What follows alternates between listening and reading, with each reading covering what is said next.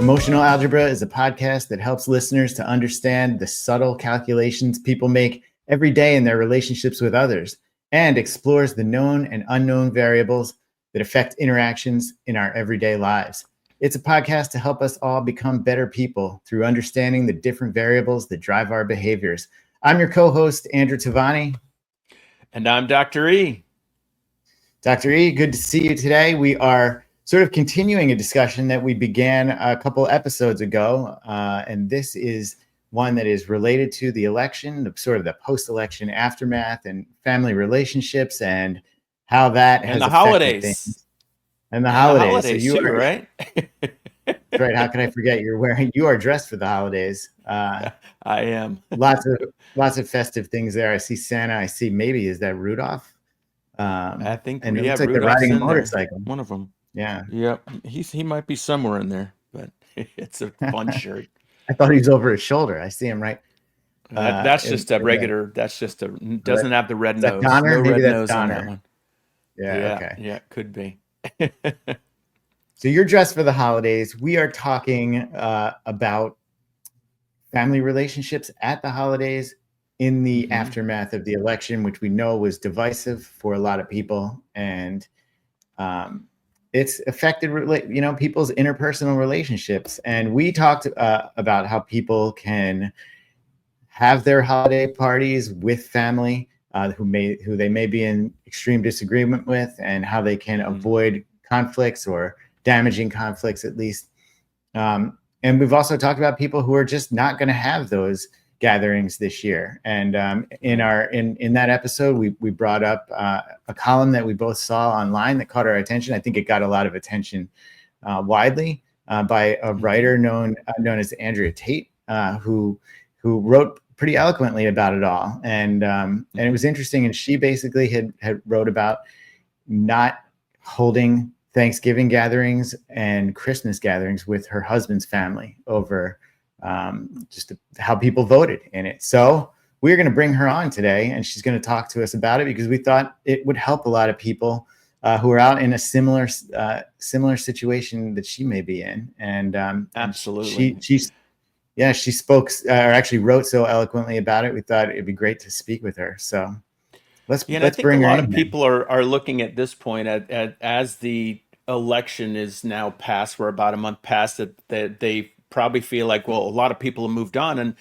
part of this discussion is to help people to see that no, some people, it's not that they haven't moved on, it's that the prospects of what may be to come feel so emotionally impactful and so potentially threatening to a way of life that some people feel could be lost and is threatening to the lives of others as they potentially see a path of what could happen as we move forward. So I think, again, that's where I really hope people can listen to this and hopefully grow in the respect for where other people are coming from rather than come from a place of judgment.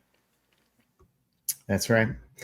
So why don't we bring her in? Let's bring in Andrea Tate. Welcome to Emotional Algebra with Dr. E. It's good to see you. Thanks for joining us. Thank you so much. Thank you for having me, Dr. E. and Andrew. Happy to be here. I wish I got the memo on the Christmas sweater. I have an ugly Christmas sweater. Not that yours is ugly. It's very cute. At least I have green on it, so we're good. There we go. Dr. E, he's got enough. There's enough festive stuff going on with that shirt for the two of us, Andrea. I think. That's right.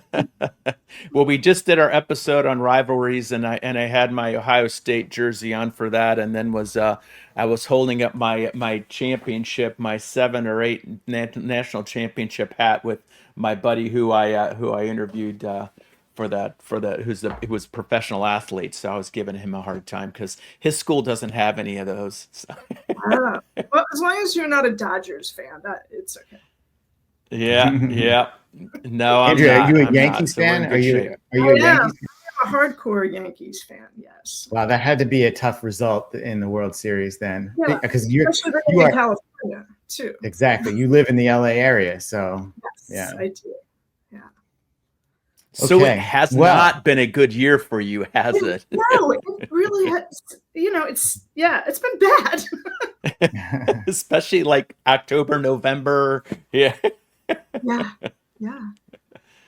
Yeah. Well, that again, is why thanks you're for here. joining us. Yeah, you're here, and I want to just, say it right up front here. The column that got our attention was written for HuffPost, and it was called "My Husband and His Family Voted for Trump, so I'm canceling Thanksgiving and Christmas." And I know that I just saw the amount of tweets about it, and not the full amount, but I saw there were a lot of people tweeting it. That's how I came across it. And so clearly that headline captured people's attention, and I think the article did too. So why don't we start there with just the reaction that you got from readers, and then the reaction that you got, from the people close to you in your life, your family, your friends, and so forth. Yeah.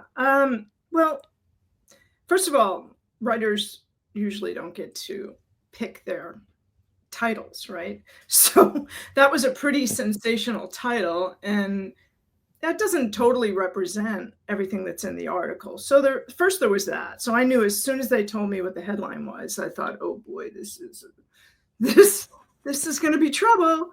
And yeah, it was. So wasn't expecting it to have that many views. It was over 1 million views just within a few days. And tons of hate mail.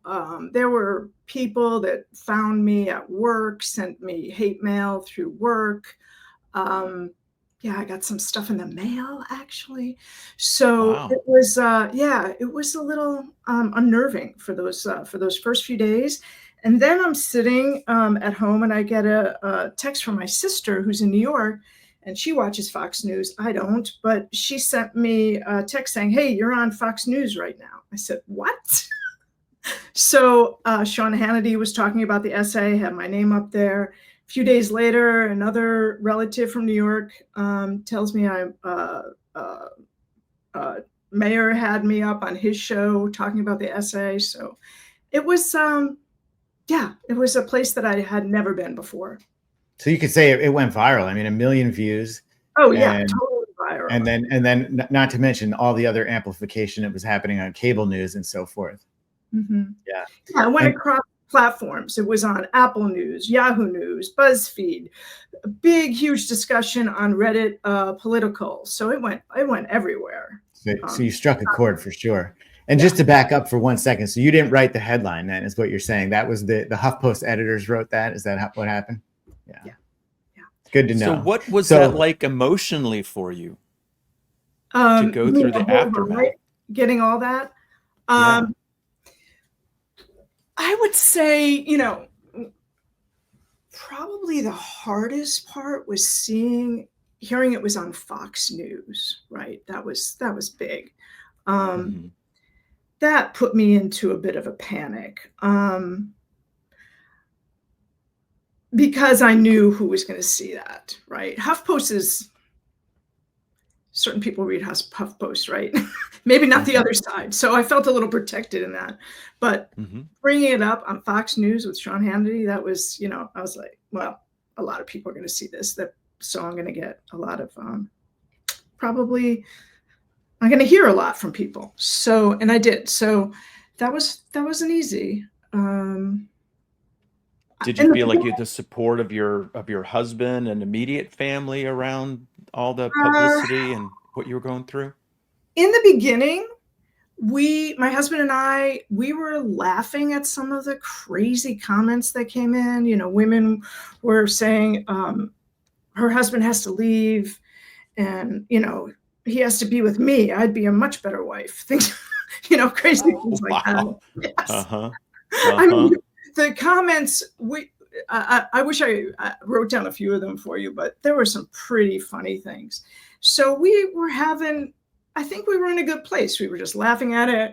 We were looking at it like, okay, well, this is good PR for you as a writer. And so we were fine. And then, the family steps in, and they become more concerned. They were concerned about our marriage, which was fine at the time, but their concern, I think, made my husband more concerned. And that's when the tension began. And how are things now? Have you guys talked through some of that? Or? Yeah, we have. We've had some up and downs. So we've had a few days that were rough. and then everything was fine. And then it resurfaced again at Thanksgiving when I wasn't part of Thanksgiving. And he came back from Thanksgiving. So then it resurfaced again, a few more rough days. But, we just kept communicating. And on my end, all I could do was say what my intentions were for that essay. My intentions were to speak to my personal experience and how I was feeling. And from the results of the essay, it was how a lot of other people were feeling. So I talked a lot about the hate mail, but there were thousands of thank yous from people. Mm-hmm. Well, that's good. Telling me I read it, made me cry. I felt better now. I thought I was all alone. So, that's why we write these things. So we have more of a connection. We can help people feel like, hey, you're not alone. Mm-hmm. Good. Well, I think it definitely was medicine for some people. Yeah. Now, I think so people can have an understanding. Andrew, when you said you didn't go to Thanksgiving, so are you saying you just removed yourself from the gathering that went on? So I stayed. So you just stayed away from it is Yeah. what happened. Yeah. And how did you feel like during that day? I mean, did you at any point did you think maybe I'll just go join it, or I'm feeling great about this? This is what a load off my back. No, I didn't think at any point I'd join. I thought, I was preparing myself. I'm a pretty busy person. So I was thinking, okay, I'm going to do some editing. I'm going to decorate for Christmas. I'll go to the deli the night before and get my own turkey dinner and eat it out of a styrofoam container, and I won't have any dishes. So I was trying to think positive. This was my choice. So I wasn't going to be a martyr. I was going to take care of myself during this time.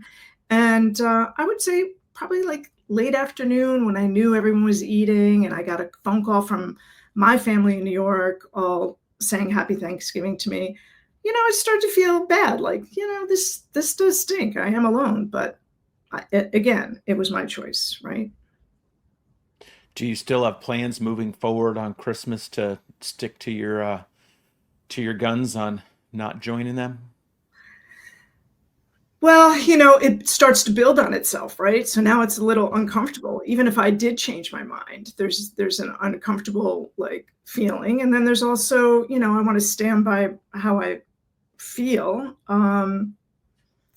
So no, I am going to stay. I am going to stay home. I do have my son visiting, so he'll be here, and his girlfriend. So I won't be alone.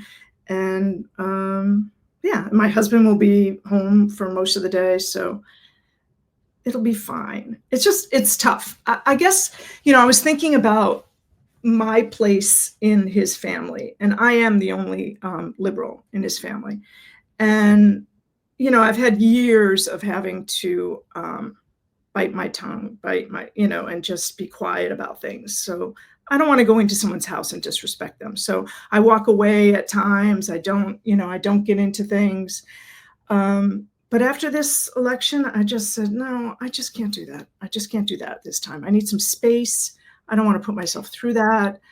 And yeah, that's why I made the choice. Yeah, that's what I wanted to ask you, Andrea.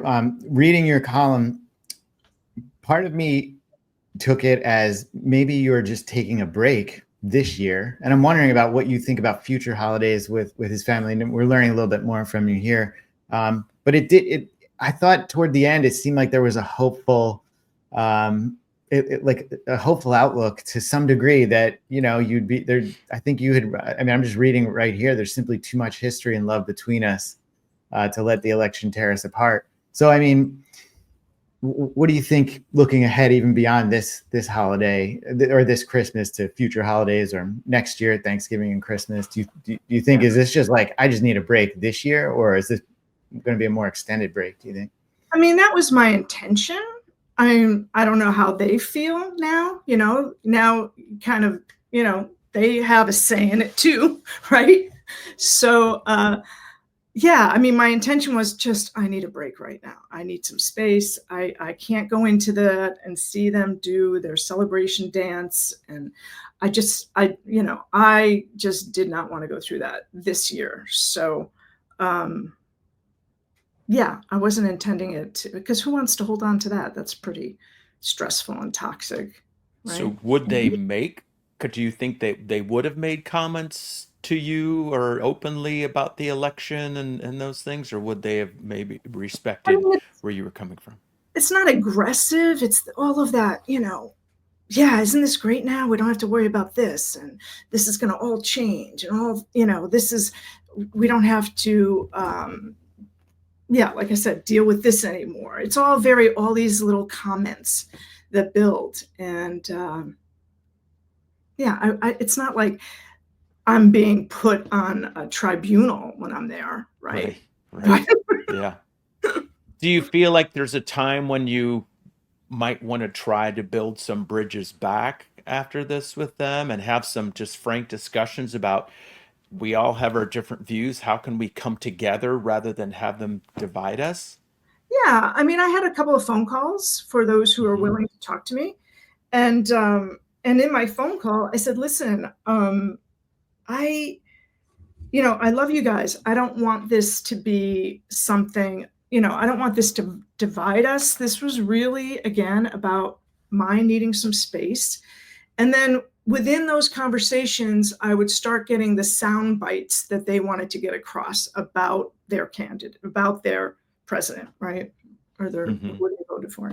So it just continues. There's this feeling of like, well, we've got to convince Andrea. At least that's how I feel. So I don't want to be convinced, right? I know where I stand, and I'm not going to change how I feel about that election and the outcome. So, you know, So it's we're looking at 8 years, started really back in 2016 with all that. How did you respond back at the first election, the first time he was elected?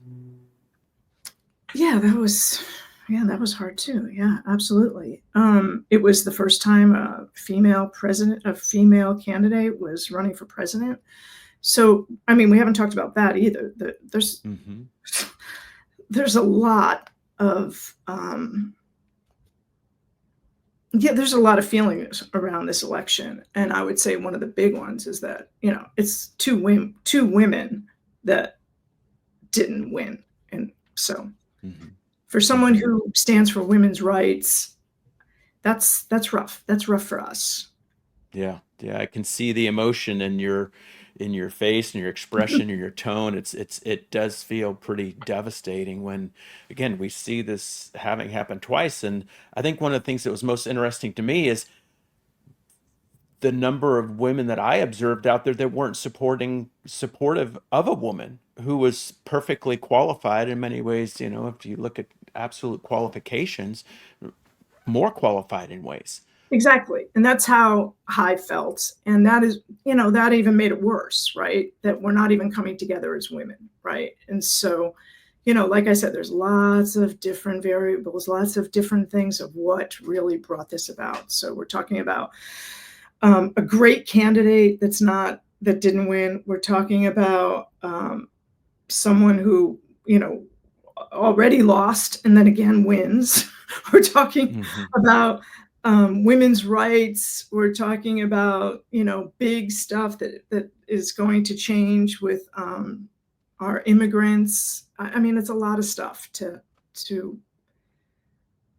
have to come to terms with where we're going right now. So I saw that you're working on getting a PhD in leadership. Yeah, leadership and change. Yeah. So have you always tried to be an agent of change and an educator of people to help them understand different views? From a point of storytelling, I would say, I don't know if I discussed this with Andrew, but before I went back to school to get my master's in writing, I was an actor. So in New York and in Hollywood. So I was always telling someone's story and wanting to champion people's stories or a character's challenges in life. So yeah, through stories, I would say definitely an activist. And also through personal essay, reflecting on my own feelings and, what's going on with me right now? Why am I feeling this way? How can I understand this issue better? So how are you feeling? How are you feeling about this today? Like where you're at today, being a month in and things settling in? Uh, I'm focusing a lot on my own writing and trying to see where I can go because I definitely built a platform on this, right? Whether I liked it or not, I am the face of this in some respects. So I feel like I have a responsibility to continue the conversation. So I'm looking at, what's next for me as a writer, and what am I going to create next to, really start to understand why are we here? Why are we here at this point?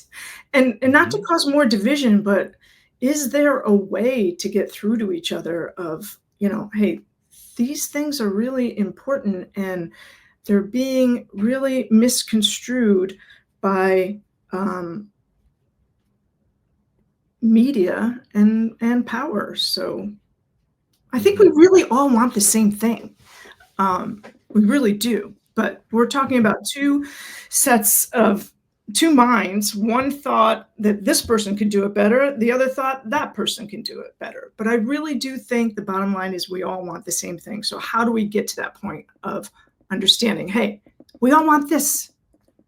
Who's Mhm. better at doing this? Why do you think that person's better? Because Mhm. the facts lie that the other person was much better. Mhm. Right. Media Right. is a big problem right now. We create these characters and people think that they represent something and they're just a character. People see what they want to see.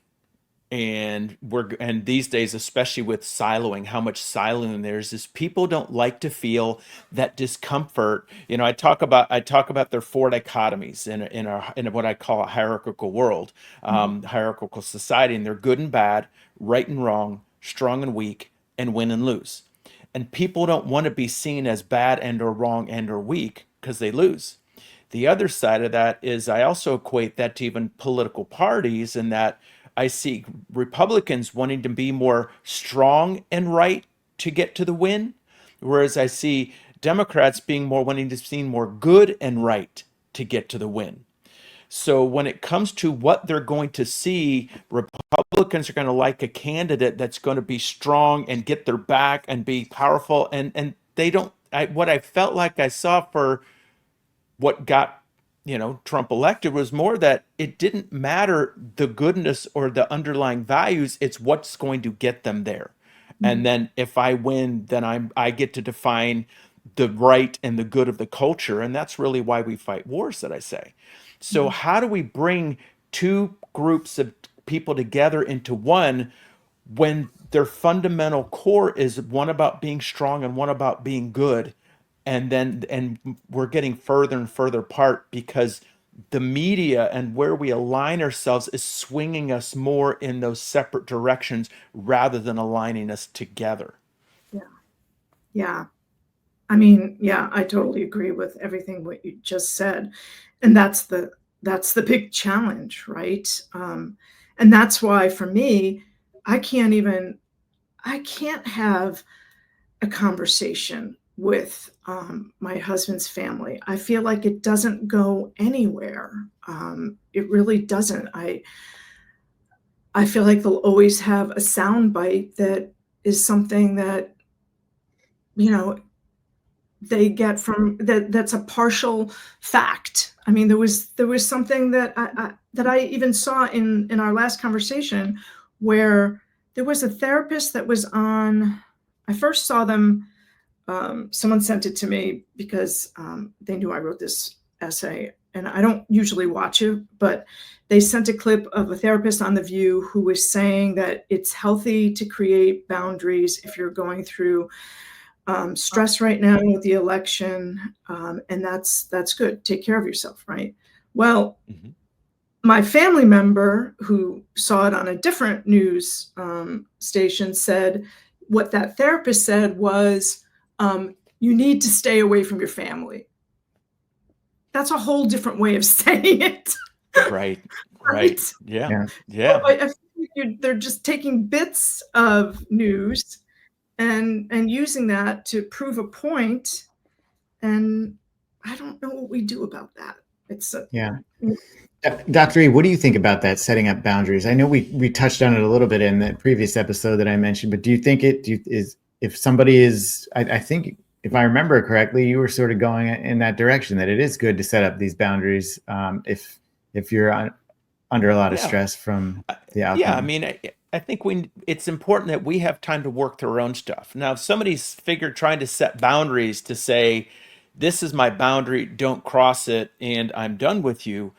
I don't, like I said, I want to be more about building bridges. And Andrew, I feel like you're kind of look to build bridges all along. But when somebody keeps, putting the guard gate down and saying, well, you're not going to cross this because I'm going to see it that way, sometimes giving people the boundary and saying, when we're willing to have mutual discussions and really listen to each other, that might open more doors. But it's hard when you feel like you're going into a situation and people are only going to continue to believe what they want to believe, and that's our country wasn't based on just believing what somebody else said.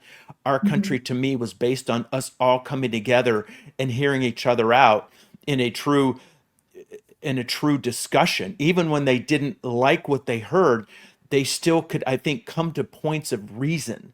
And now there's so many forces. Some are media driven, some are politically driven, some are emotionally driven, that are trying to drive these dialogues of separation and create people's belief systems, sometimes out of thin air, that people want to buy into.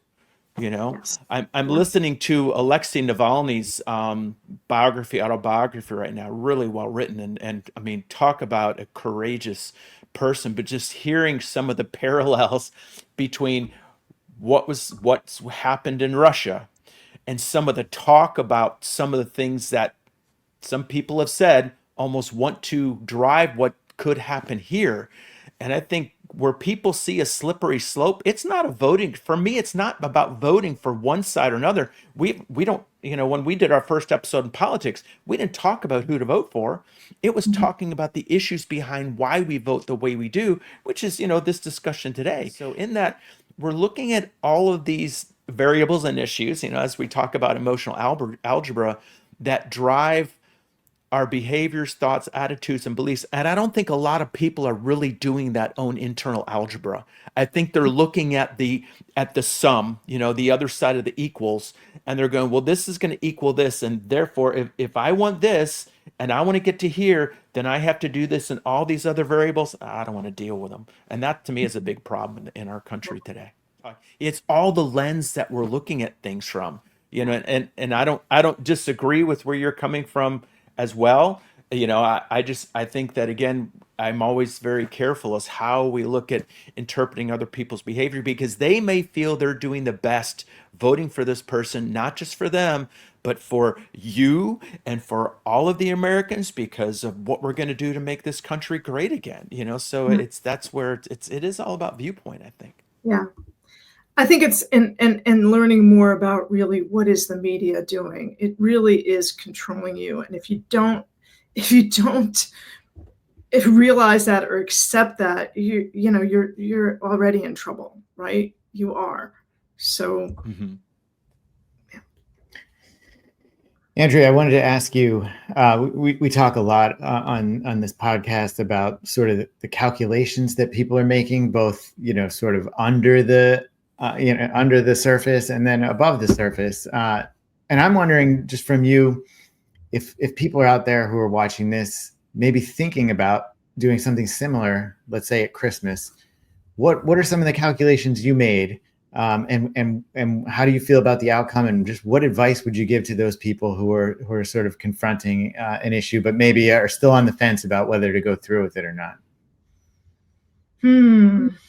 Well, it isn't easy. So if you don't have the fortitude, you may not want to even step in those waters. I have family members who have actually said they're done with me. So, and these are family members that I was very close to. So, and then that has a domino effect. What happens with the rest of that family? It's not just that one person. I'm not going to go in and cause more, division in a family and say, okay, you're done with me, but I'll be okay with this part of your family. That's not going to happen, right? They're a family unit. And so I'm not going to shake that up. I'm just going to respectfully step back, sadly, right? So I guess if you have to think about those relationships, and were they worth it to, have this? Because people are going to have their own feelings, right? You're not just going to do this and it's not going to affect them. It's going to affect them. Right. So what are some of the emotions that you would say you've been through this whole process? At first, it was shocking, right? I mean, are we talking about from the very beginning, the election and going through the whole thing? Okay. So first, like, just shocking. I did not expect that, right? So, and then extremely, I would say depressed. And then sad, then disappointed, and then pretty mad. Right? So you're almost going through the stages of grief. Exactly. And then, it's starting to then doing something about it, right? So mad, and then action, right? Taking some action, and then feeling good about those actions. And then there's the up and down of those actions, like, ooh, should I have done that? And I mean, even some panic attacks at one point. But luckily I have some background in how to deal with those, so I was able to get through that. So you did sort of at some point second guess yourself a little bit, it sounds like. Yeah, but only very briefly. And I was never going to apologize for what I said. Those were my feelings. I'm not going to apologize for my feelings. I'm not going to apologize for, who I felt should have won. But briefly, and more so probably for my husband, of not wanting him to go through all that, not wanting to really hurt someone like that, because he was hurt. Yeah. He's okay now. We're good. But good. Do you feel like he really understood your hurt? You said that he put the post up on Facebook and it was still there, a couple days later. Did you feel like he really grasped your hurt and pain and grief? It's a good question. We did talk about that, actually. And,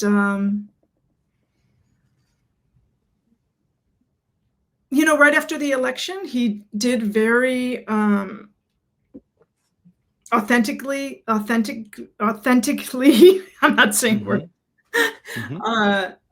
said he was sorry, like he knew I was hurt that Kamala didn't win. So there was that. But then I saw the post after that. So, so I feel like there was some, but I don't know about the post. People are very adamant about their Facebook posts. They don't want to remove them. Well, it almost feels like people a loss spend a lot of power time on those Facebook posts. Sorry, go ahead, Doctor. I was trying to make a silly joke. Yeah, no, but I think, it comes down to a feeling of a loss of power. I've put this out there, and now if I recant it, and especially if people know that you wrote it, then it's going to feel like, well, she made him take it down. Right. And then that says to him about, again, if he's more on the conservative side, as we talked about, his dichotomies are strong and right to get to win, you know? So he might feel like he's submitting at that point. But I think, that the discussion of what you went through emotionally, and I really want to bring this up to all the listeners from whatever side you're on, understand that this is a process of grieving. Many people are still grieving. So to think that, well, it's a month after the election and I would just go back to Trump never stopped grieving his loss. He still has not grieved his loss from 2020. He had to continue to mourn that outwardly and then bring all the people along with him about telling the story he wanted to tell. And again, this isn't about picking a side of who should have won or not. It's about saying we all have emotional processes. And I think we all want to learn to respect each other's emotional processes. And what I feel has happened the most through these years in politics is in 2008. Andrea, I did an interview on with Rick Sanchez on the 2008 elections and why they were so nasty. And that's when I said an election is like a war. Yeah. And that's where I mentioned earlier, if you're strong and you win the war, you define the good and the right of the culture. And it's not about taking, you take no prisoners. And I think that's kind of where our political system has come. And that's what people seem to admire in so many pockets. And that's where I really think if we got back to the idea of understanding that every emotion has a purpose, every emotion has a reason. Sadness lets us know when we feel pain. Fear lets us know when I might need to protect myself. Anger, rage, hatred, those are all protective emotions that protect me in different ways when I at least feel minimally threatened. When we use those emotions, like it sounds like some of what you felt from your husband's family is they come across as a little maybe brash. Their arrogance is coming out with some of their zingers and comments. It seems like you've indicated that that's a protective emotion too. Arrogance is protective. It protects us with the shield of false pride. And I think we use those emotions as more as weapons than do we see them as tools to understand ourselves and understand each other. So I would wonder, even if we're looking for people to be able to reach out and build a bridge, and I'm not saying for you to do this, but I'm giving suggestion for listeners to say, I understand we're on opposing sides of this election. The implications of this election for me is it evokes a great deal of fear because I feel fear of what changes may come that may be brought about that might not only impact me, but impact my daughter. They impact women in general. They might impact other populations that we haven't seen that yet. I also understand nothing might happen, but I hope that maybe if you felt I marginalized your fears about maybe feeling afraid that our economy was going to collapse, which it didn't in the last 4 years. We did the best of any G7 country. We had the lowest return to almost pre-pandemic inflation, all those pieces to bring in, but say, I respect your emotions that you had going into this. I hope you'll respect my emotions, and I am still grieving from this. And I pray and hope that we can use this as times to come together, and not that you will sit and gloat over this win, but that you will accurately look at and assess beyond whatever your news cycle is saying, but look at and really consider. And I hope that you would be okay if I sent you some stories to review from what I'm seeing and what I'm reading and what my perspectives are, because I don't want you to feel that I am lecturing you. I don't want you to feel that I am dismissing you. I don't want you to feel like I'm better than you or smarter than you. I want us honestly to try to come together as a family, as a community, and as a country, because right now we have really dangerous divisions going on, and I'd like to be a part of that solution. Yeah. So how would that feel to you? Would you consider something like that from what's happened with you? Yeah. I mean, I keep saying, that I feel like we all want the same thing, and, Mm-hmm. but there is that gloating and that wanting to, like, look, I've got the best article, read this one. This one will prove my point to you. So you can come over to this side. Mm-hmm. So there's still a lot of that, but I mean, I guess just repeating, hey, we want the same thing. I want this. So how do we get that? Mm-hmm. Of course, there's also, there are some religious factors in there where, two sides are never going to agree with something, right? Right, right. And I I think in wonder. that understanding the history, sorry, and understanding history is so critical. And I think people don't really read history. They don't look at history. They don't look at parallels of things that are happening around the world. And that's why, again, that's why I wanted to read Alexei Navalny's biography. And I've looked a lot into a lot of things about history. And even our episode on politics went back to times in the history of our country where we had politically tumultuous times, that every time we got through them, we got through them successfully. We got through them in some ways smarter and wiser, while every generation wants to feel like they've got a corner in the market on truth. And it's usually just an evolution of what we're choosing to see and how we're choosing to see it, and kind of Yeah. how it's expressed. Good point. Now, obviously, I don't know your family, Andrea, or your husband's side of the family, but they sound like they're very driven by politics and want to always be talking about it. I'm wondering if you can't just say to them, if we gather for a holiday dinner, can we just not talk politics? Can we talk sports? Can we talk movies? Can we talk anything else? Do you think that's something that they'd be open to, or are they just they gotta be talking about it all the time? Well, like I said earlier, it's not really aggressive. It's subtle. It's just little side comments about, about all of the issues, right, that we're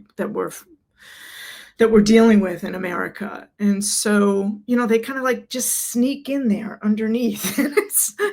It's almost like you can't even argue with them. It's like, I'm going to say this and then I'm going to let it land and walk away, right? So there isn't really a discussion. that type of They're throwing grenades. They're throwing little grenades. say this while I'm walking, so you can't even catch up to me. Yeah. Right. Yeah. And I think the thing to if you were able to look at that and see that those comments are actually a sign of their own insecurities and internal perceptions of weakness for wherever they're coming from, that's what we want to look at, is why do we make those defensive comments? And if we're able to take a view at those factors and really understand anger, rage, arrogance, flippancy, defiance, sarcasm, and hatred are always protective. Therefore, they're always hiding more weakly perceived emotions: fear, shame, guilt, doubt, and inadequacy.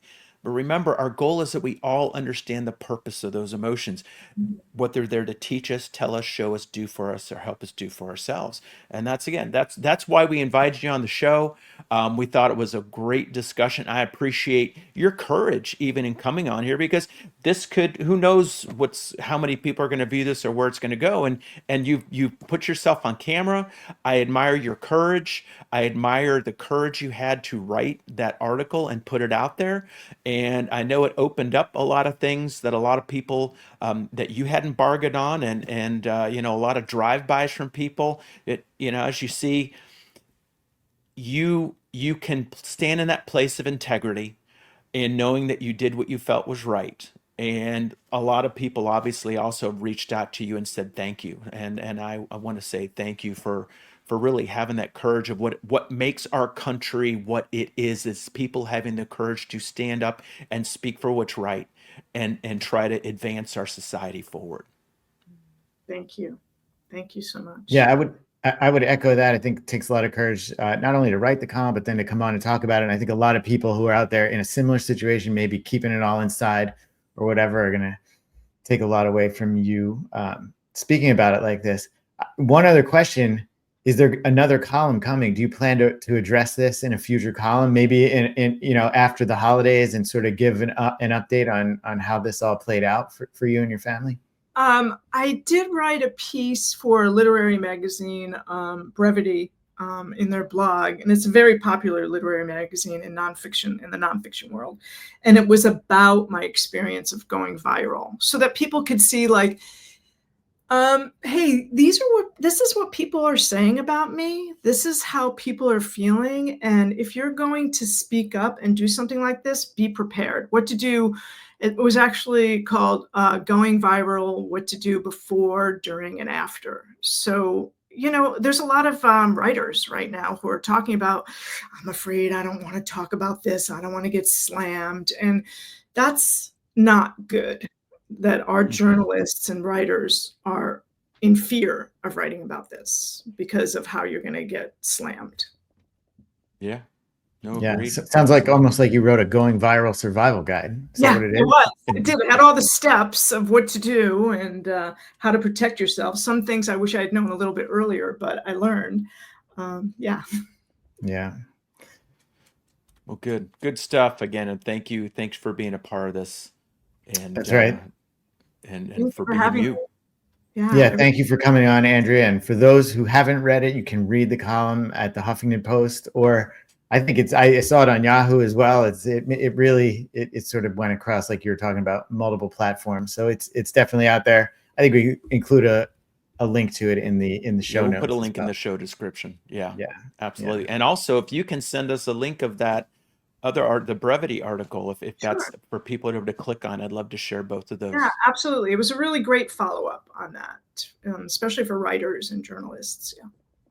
Yeah. Sounds good.